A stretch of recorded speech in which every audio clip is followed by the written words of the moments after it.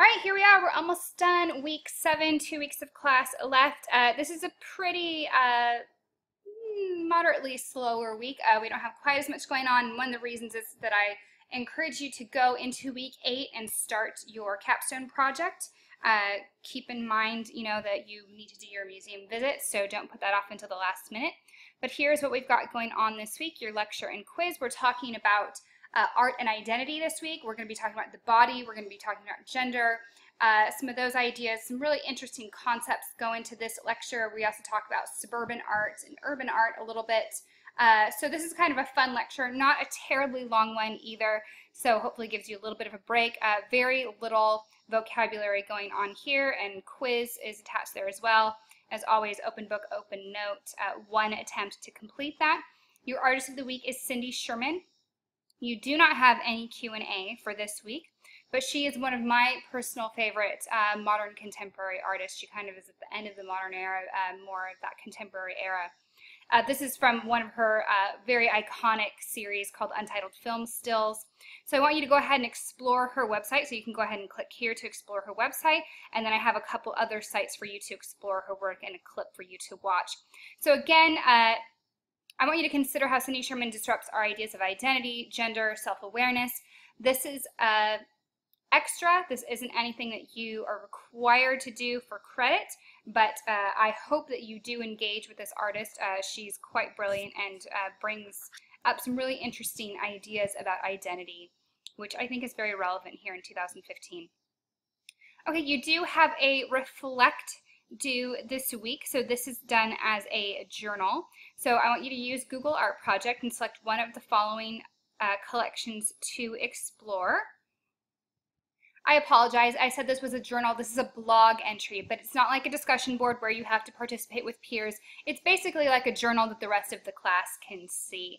So that's really the only difference. But we have Nigeria, we have Edo, Japan, we have India, and so there are different collections from Google Art Project. So if you were to go ahead and click on one, this is what would pop up. So it would be this whole exploration. There's lots and lots of art for you to explore. Here, if you were to click on the one on Nigeria, all kinds of cool stuff that's non-Western art. So we're dealing with non-Western art in this assignment. And what I want you to do is describe the work using an ethnocentric approach. So that's a word we're going to talk about in our lecture this week. How is this approach inappropriate to analyzing, describing, and interpreting this work of art? So you're kind of going to do the wrong thing first by describing it in this, very not appropriate means. And then you're going to kind of flip it and say, why that was wrong. So what tools can we use to interpret this work appropriately? What do you learn about this work that you found enlightening? And how can we approach non-Western or quote-unquote non-Christian art from a Christian worldview? So consider even how if you disagree with the message of the work, it still holds cultural merit. Excuse me if I'm stumbling over my words. Our air conditioner is out and it's over 85 degrees in the house and it's very hot and I'm feeling a little lightheaded. So excuse me for being a little out of it during this announcement. The guy is on his way. I'm expecting him to knock on the door any minute. Okay, you have a self-portrait project as well, and you will need basic drawing materials such as drawing paper, pencils, pens, markers, paint, whatever you feel comfortable using for a drawing medium. You're going to need a flashlight and you're going to need a partner to assist you. So follow the instructions to draw your silhouette and use an 8.5 by 11, or you can use something larger, a sheet of paper. I just say an 8.5 by 11 because that's easier to fit, in a scanner, or if you need to photograph it, that's fine as well. So what you're going to do is you're going to tape your drawing paper to the wall and sit parallel to the paper so that we can see your profile. You're going to set a flashlight across from you, or have a partner or someone shine the flashlight so that the shadow of your profile is cast on the paper, and then you'll have someone trace your silhouette onto the paper. So be sure your profile takes up the majority of the paper. Don't give me, on an 8.5 by 11 that you have a tiny little head on there. So once your profile is transferred, I want you to fill the silhouette with drawings and or text that describe your unique identity. So consider quotes, scripture, keywords, images that you relate to. Be as descriptive and honest as you can, and I have some inspiration images below. So I want you to use your own unique personality and be as creative as you can. And when your self-portrait is complete, you're going to write a 1-paragraph response experience making the portrait. So I want you to talk about, did it make you uncomfortable? Was it easy to do, etc. Submit it. You can scan it or photograph it and place it in a Word document. You can make it as a PDF, however you think is the easiest way for you to submit it.